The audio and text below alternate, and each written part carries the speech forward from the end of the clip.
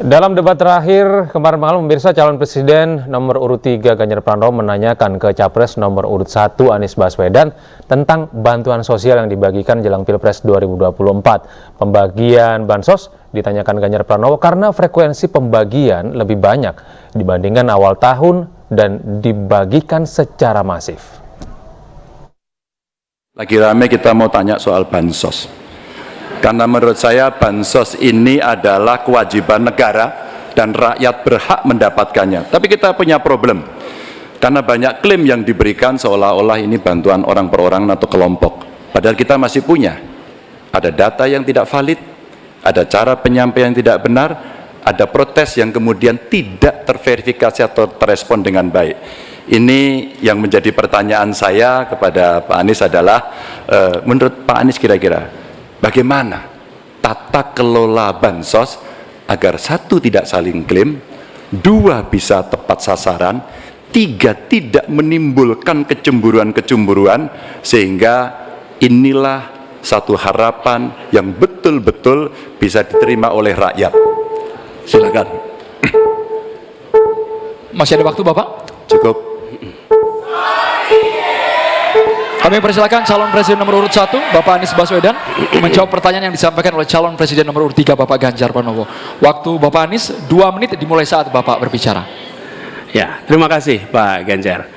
Pertama, kita harus menyadari bahwa yang disebut sebagai bansos adalah bantuan untuk si penerima, bukan bantuan untuk si pemberi. Karenanya dia diberikan sesuai dengan kebutuhan si penerima. Kalau penerimanya membutuhkan bulan ini, ya diberi bulan ini.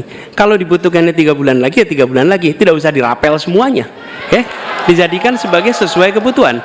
Yang nomor 1 yang itulah yang disebut sebagai bansos tanpa pamrih.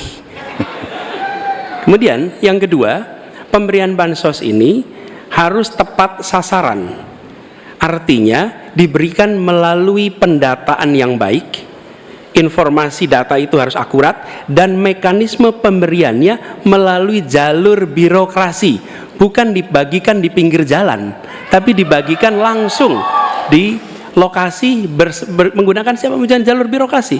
Kemudian yang ketiga, yang tidak kalah penting, ketika kita berbicara tentang bansos ini, harus bansos itu bisa dipastikan mereka yang miskin, prasejahtera itu termasuk di dalamnya, jangan sampai mereka terlewatkan. Karena itu kami menyusun ini sebagai bagian dari perubahan adalah bansos plus, angkanya ditingkatkan, yang belum masuk masih miskin dimasukkan, dan diberikan bekal pelatihan pendampingan supaya mereka pelan-pelan bisa mandiri dan hidup lebih sejahtera.